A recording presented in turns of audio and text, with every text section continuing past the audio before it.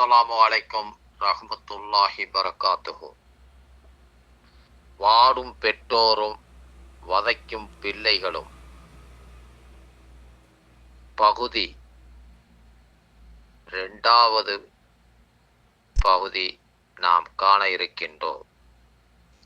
மதிப்புக்குரிய சகோதர சகோதரிகளை, எல்லாம் வல்ல அல்லாஹ்வின் நல்லடியார்களே, இந்த பிள்ளைகளுக்கு உள்ளம் என்பதே கிடையாதா? இவர்கள் மனிதர்களா விலங்குகளா? நாளை இதே நிலைமை நமக்கும் ஏற்பட்டால் இவர்களின் நிலை என்ன?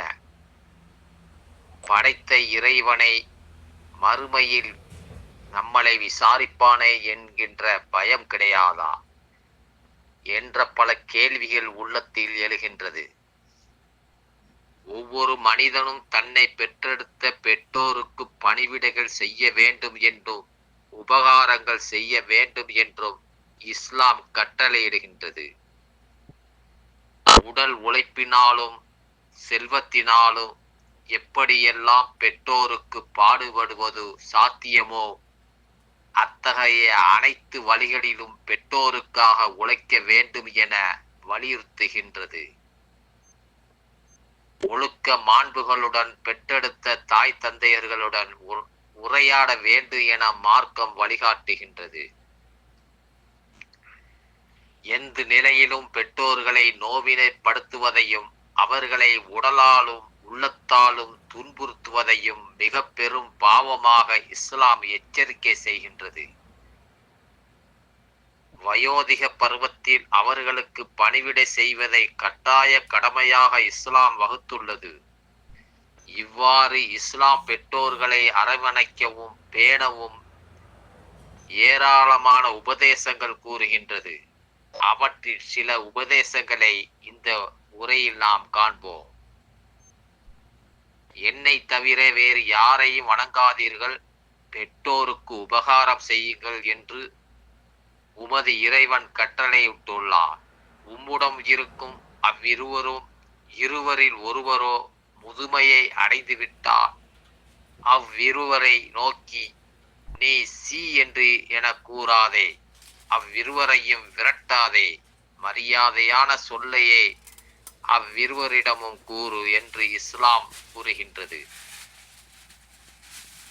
அன்புடன் பணிவு எனும் சிறகை அவ்விருவருக்காகவும் தாழ்த்துவீராக.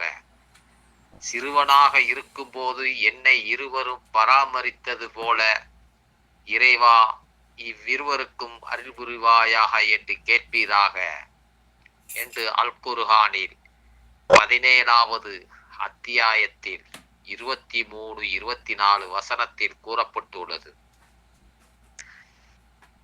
மனிதனுக்கு அவனது பெற்றோரை குறித்தும் வலியுறுத்தியுள்ளோம். அவனது தாய் பலவீனத்துக்கு மேல் பலவீனப்பட்டவளாக சுமந்தாள். அவன் பாலருந்து பருவம் 2 ஆண்டுகள் எனக்கும் உனது பெற்றோருக்கும் நன்றி செலுத்துவாயாக, என்னிடமே திரும்பி வருதல் உண்டு. அல் குர்ஆன் 31-14வது வசனத்தில் கூறப்பட்டுள்ளது. தனது பெற்றோருக்கு நன்மை செய்யுமாறு மனிதனுக்கு வலியுறுத்தினோம். அவனது தாய் சிரமத்துடன் சுமந்தாள், சிரமத்துடனே ஈன்றெடுத்தாள்.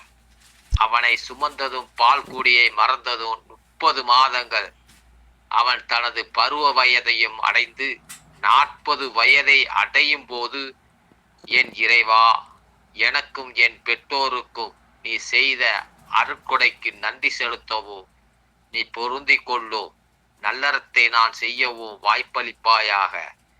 எனக்காக எனது சந்ததிகளை சீராக்குவாயாக. நான் உன்னிடம் மன்னிப்பு கேட்கிறேன்.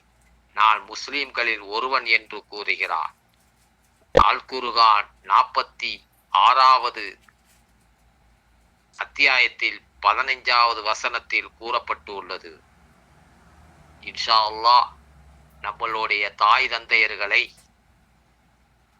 அவர்கள் எப்படி